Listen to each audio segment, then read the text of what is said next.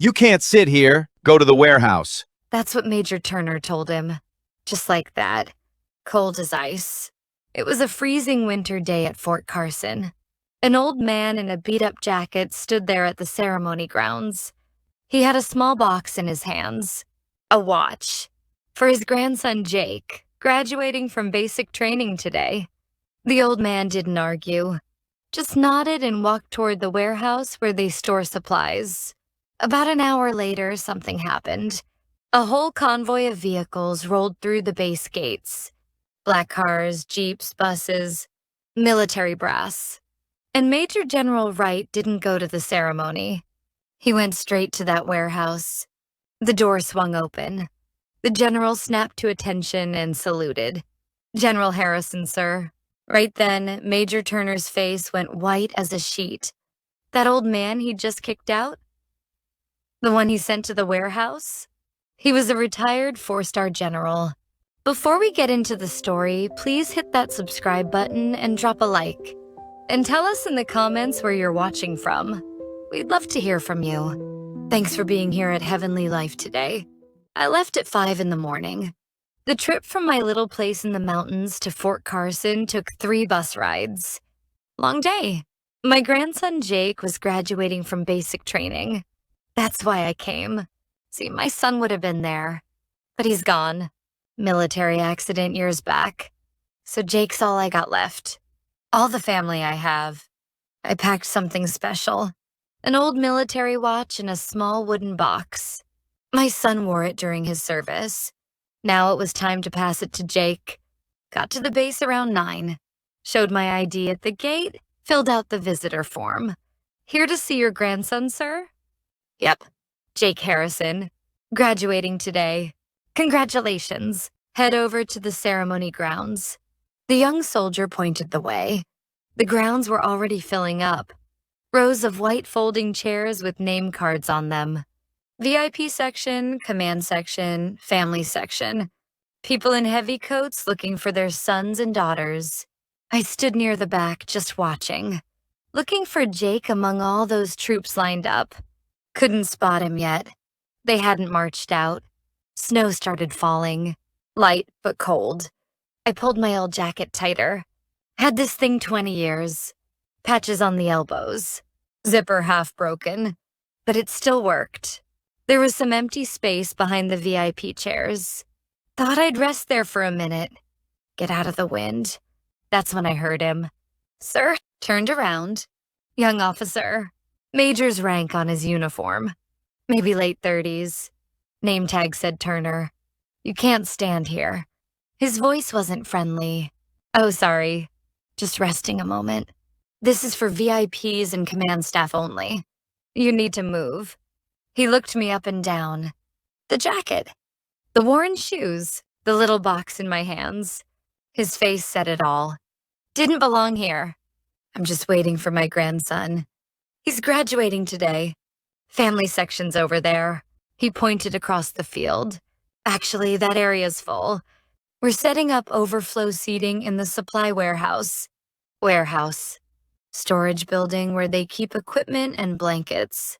Go ahead and wait there. Someone will come get you when it's time. I looked at him. Young guy. Doing his job. Probably got orders to keep everything looking perfect for the ceremony. For the photos. For the brass. Okay. No problem.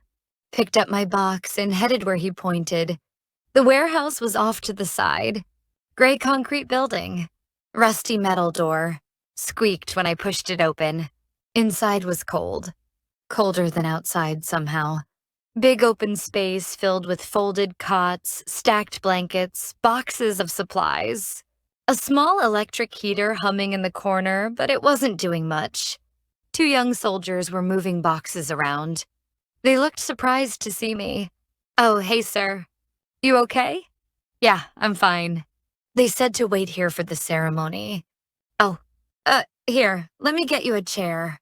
Kid pulled out a metal folding chair. Set it against the wall. "Thanks, son." Sat down. Put the box on my lap. Just sat there listening to the heater buzz and the soldiers shuffle around. Through the window, I could see the ceremony grounds. People setting up, military band tuning instruments, flags getting positioned, everything precise, everything perfect. I opened the box, looked at the watch, ran my finger over the scratched crystal. My son wore this every day in the service. Never took it off. When he died, this came back with his things. Been saving it for Jake. Didn't tell him yet. Wanted it to be a surprise. Closed the box. Held it tight. One of the soldiers came over. "Sir, you cold? Want a blanket?" "Nah, I'm okay." "This is nothing." "You sure? It's pretty chilly in here." "Son, I spent 35 years in the army. This is warm compared to some places I've been." His eyes got big. "You were in the service?" "Long time ago. Different world back then." "What was your MOS?" "Infantry." "Then command." Didn't say more than that. Didn't need to. "Your grandson's graduating today?" "Yep." "Jake Harrison." "Good kid." "Oh man, I know Jake. We're in the same company. He's solid. Really good at marksmanship. The drill sergeants love him." Hearing that made my chest tight. In a good way. My son was good at shooting too. "That's good to hear. Real good. Jake talks about you sometimes. Says you taught him a lot. About the outdoors and stuff. Says you were in the military." I just nodded. Never told Jake much about my career. Just said I served. That was enough. Well, he's gonna do great out there today. I know he will. The soldiers finished their work and left. Place got quiet again. Just me and that little heater and the box on my lap. Outside, I could hear the announcement starting. Testing microphones. Military band warming up. The ceremony was getting close. I leaned back, closed my eyes for a second. Meanwhile, outside, Major Turner was running around like crazy. "Move that banner 2 inches left." "No, my left." "There." "Perfect." "Camera crew, you're shooting from here, here, and here." "Got it?" "VIP section better be spotless." "The general's coming today." Everything had to be perfect. That's what he kept saying. Perfect ceremony. Perfect photos. Perfect everything. Today's the big one, people. This is our evaluation. One mistake and we all look bad.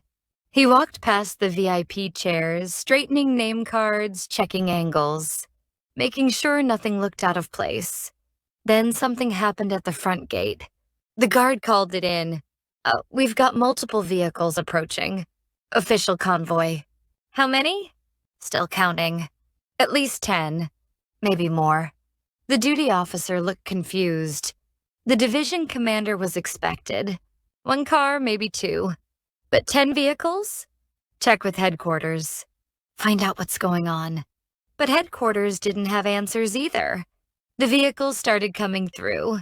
Black sedans, military jeeps, buses with staff, one after another. A whole procession. People at the ceremony started noticing. "What's all that?" "That's a lot of cars. Is something happening?" Major Turner ran toward the gate. His face was tense. This wasn't in the plan. He hated things that weren't in the plan. In his office, Major General Stephen Wright was getting ready to leave.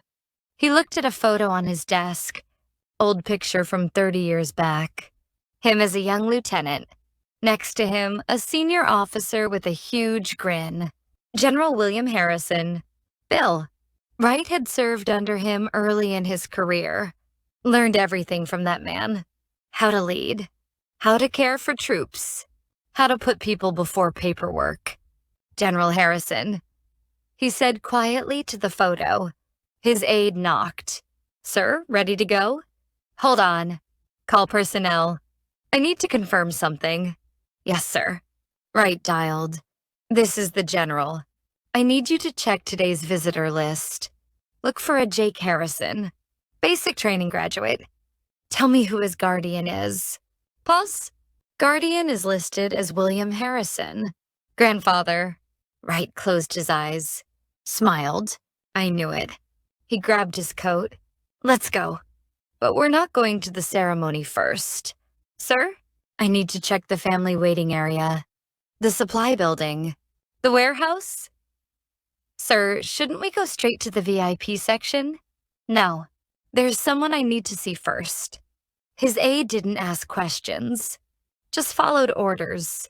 The convoy pulled into the base, led by the general's car. Behind it, staff vehicles. Security. Honor guard. More than usual. Way more. Wright had arranged it on purpose. Today was special. If General Harrison's here, we're doing this right. He'd told his staff. The vehicles rolled past the ceremony grounds. People watching. Confused. Why weren't they stopping? The convoy headed toward the warehouse. Major Turner saw it. Grabbed his radio. Can someone confirm the general's route? He's going the wrong way. Negative, that's the correct route. General's orders. But the ceremony's this way. He has something to do first. Turner's stomach dropped. Something was off. Way off. Inside the warehouse, I was still sitting there. Heard vehicles outside. Engines. Doors closing. Voices. Then Sergeant Davis burst through the door. Face all red. Breathing hard. Sir, what's your name? William Harrison. Why? His face went white. And, your rank? I mean, before? That was a long time ago, son. Sir, I need to know. I looked at him. Good kid. Just doing his job. I was a general. Retired now. Oh my God. What's wrong? The division commander's coming. Here. Right now. Here? Why? Before he could answer, the warehouse door opened wide. Light poured in from outside. Silhouettes in the doorway. Multiple people. Then I saw him. Stephen Wright. Still had that same walk. Confident, but not cocky. He stepped inside. Looked right at me. Our eyes met. 30 years just vanished. Suddenly, he was that young lieutenant again, standing in my office, asking for advice about his first command. Wright came to attention. Snapped a perfect salute. General Harrison, sir. Division Commander Wright reporting. The whole warehouse went dead silent. Behind him, his staff all saluted too. Officers, NCOs, everybody. I stood up slowly. Blanket fell off my lap onto the floor. Box still in my hands. Steve. Yes, sir. What are you doing here? Ceremony's about to start. Had to find you first, sir. Had to make sure you were being taken care of. He looked around the warehouse. The cold. The concrete floor. The metal chair. His jaw tightened. Who put you here? Sergeant Davis spoke up, voice shaking a little. Sir, Major Turner directed family overflow to this location. Major Turner. Wright's voice went cold. Just then, Turner appeared at the door. He'd followed the convoy. Trying to figure out what was happening, he saw the scene. The general, the staff, all saluting. Saluting that old man in the beat-up jacket. The old man he'd sent to the warehouse an hour ago. Turner's face drained of color, lips moving but no sound coming out. Wright turned to him. Major. Sir. Why is General Harrison in a warehouse? I didn't. I thought. You thought what? Turner couldn't finish a sentence. His brain was trying to catch up to reality. Failing. Wright looked back at me. Sir, this is unacceptable. Please, let me escort you to the proper location. Steve, I'm fine. Really? Just wanted to see Jake graduate. With all respect, sir, you're not fine. You're sitting in a cold warehouse while VIPs who've done a tenth of what you've done are in heated seats with their names on them. He was getting worked up. I put a hand on his shoulder. Hey, relax. It's okay. It's not okay, sir. The kid was just following procedure. No harm done. But Wright wasn't letting it go. He turned back to Turner. Major, General Harrison is a retired 4-star, former chairman of the Joint Chiefs, the man who literally wrote half our current combat doctrine. And you put him in a warehouse. Turner's knees almost buckled. I didn't know. That's the problem. You didn't ask. You just looked at his jacket and decided he didn't belong. The warehouse was packed now. Officers, NCOs, everyone hearing this, everyone seeing Turner fall apart. Wright took a breath, calmed himself down. We'll deal with this after the ceremony. Right now, General Harrison is coming with me. He offered me his arm. I took it, not because I needed help walking, but because refusing would have made things worse. We walked out of that warehouse together, Turner standing there frozen, looking like he wanted to disappear into the concrete floor. Outside, people were staring. The convoy, the general, and me, in my old jacket, being escorted like I was somebody important. Truth is, I wasn't anybody important anymore. Just a grandfather coming to see his grandson graduate. But Wright wasn't seeing it that way. To him, I was still his commanding officer, still his mentor, still the man who'd shaped his entire career. And he was about to make sure everybody else knew it too. They moved the ceremony indoors. Too cold outside. The auditorium was warm, packed with families. You could feel the excitement. Parents, grandparents, brothers and sisters, all waiting to see their soldiers graduate. I ended up in the center seat of the VIP section, the best seat in the house. Wright insisted, "Sir, this is where you belong. Steve, this is your seat." "Not today, it isn't." He sat next to me. Wouldn't take no for an answer. People around us were whispering, pointing. "Who's that old guy in the beat-up jacket? Why's he sitting there? Why's the general treating him like that?" The ceremony started. National anthem. Everyone stood. I put my hand over my heart, sang along, knew every word, sang it thousands of times over 35 years. Then the troops marched in. Perfect formation. Boots hitting the floor in unison. That sound. Man, that sound never gets old. I scanned the faces, looking for Jake. Found him. Third row, fifth from the left. Standing tall, looking sharp. His father's face. Same jaw, same eyes. My chest got tight. Jake saw me too.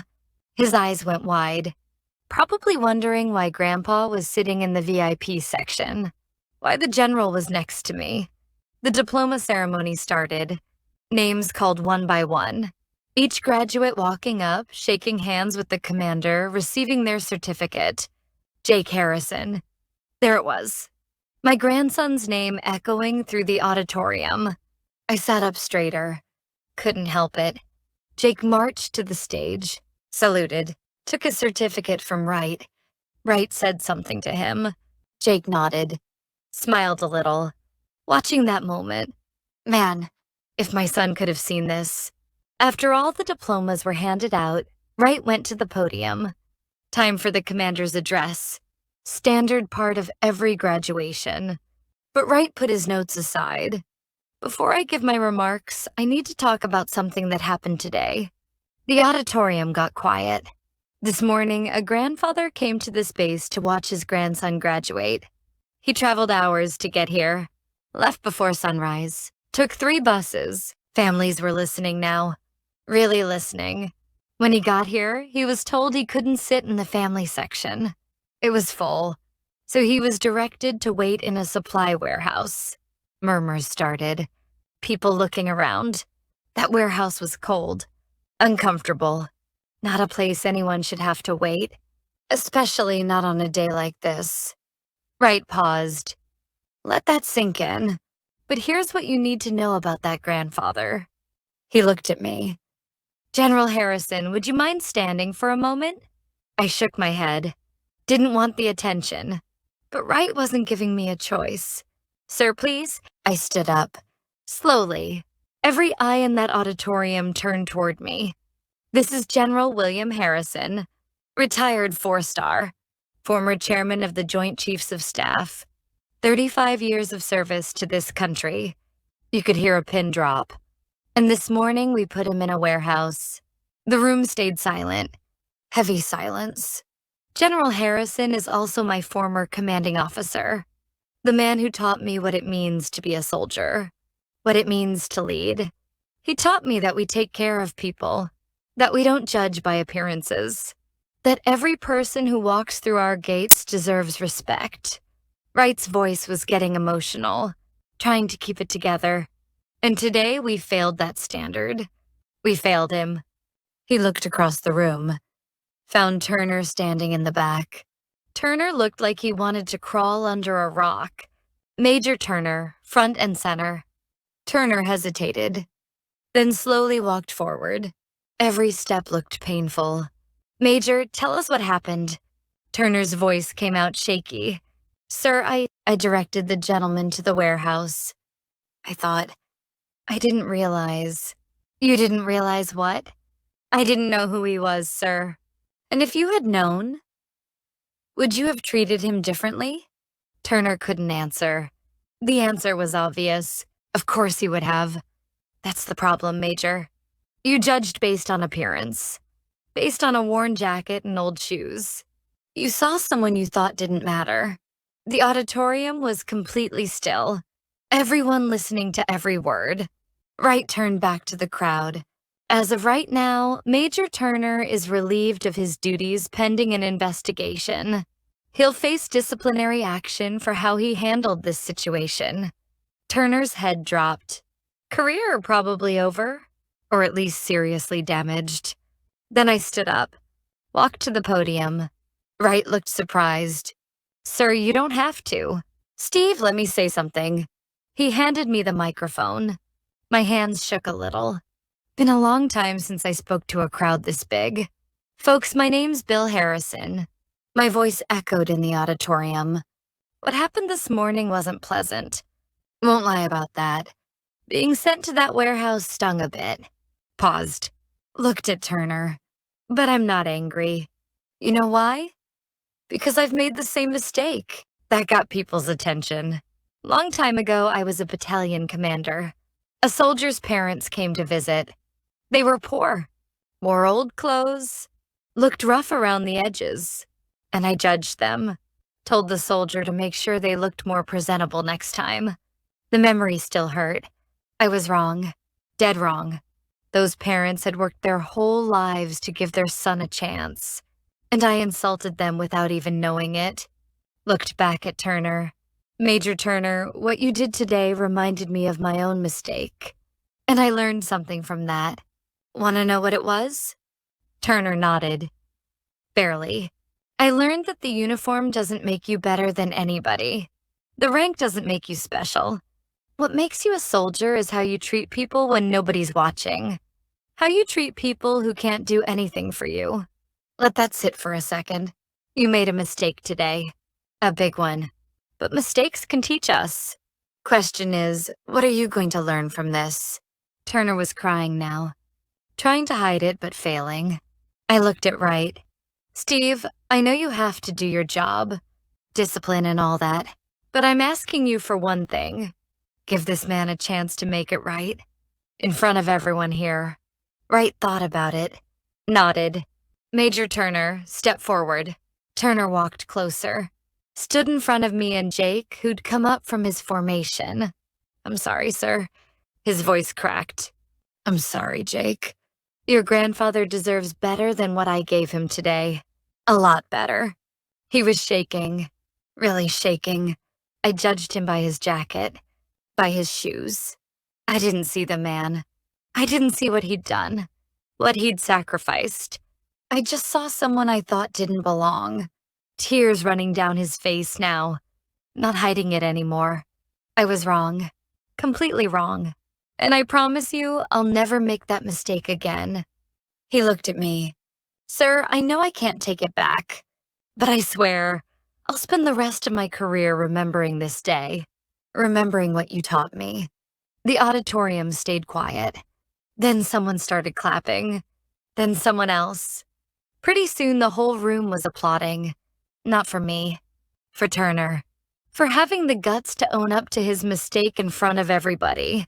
I put my hand on his shoulder. Son, we all mess up. What matters is what we do after.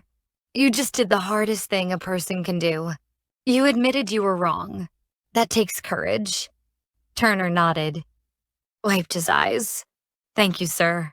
After the ceremony, I finally got to spend time with Jake. We met outside in the cold, just the two of us. He ran up and hugged me. Hard. Grandpa, I had no idea. No idea about what? That you were a general. A 4-star. Why didn't you tell me? Didn't seem important. Not important? Grandpa, you were chairman of the Joint Chiefs. That was the old days, Jake. Ancient history. Right now, I'm just your grandpa. We sat on a bench outside the auditorium. Snow had stopped. Sun trying to break through the clouds. Grandpa, what happened this morning? That major. Don't worry about him. But he treated you so badly. He made a mistake. Happens to everybody. Important thing is he learned from it. I pulled out the small box. Handed it to him. What's this? Open it. Jake opened the box. Saw the watch. His eyes got wide. This is your dad's watch. I gave it to him when he joined up. He wore it every day. Now it's yours. Jake's hands trembled as he picked it up. Grandpa, I can't. This is too. Yes, you can. Your dad would want you to have it. I want you to have it. He put it on. The old leather strap. The scratched face. Fit him perfectly. It still works. Keeps perfect time. Just like you need to do in the army. Jake looked at the watch. Then at me. Grandpa, I promise. I'm never going to be like that major.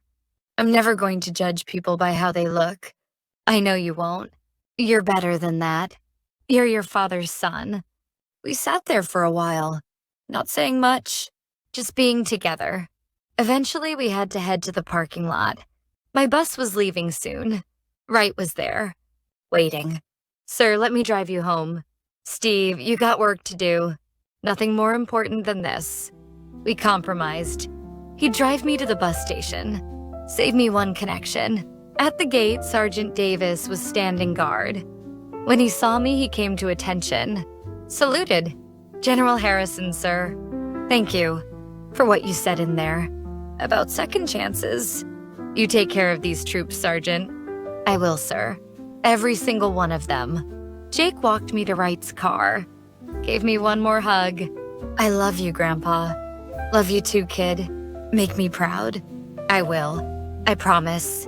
As the car pulled away, I looked back. Jake was standing there, hand raised, saluting. Not because he had to, because he wanted to. Behind him, the whole base. The place I'd spent most of my life. The place that shaped who I became. But today wasn't about the past. It was about the future. Jake's future. All those young soldiers' futures. And hopefully they'd learn something today. Something more important than any D.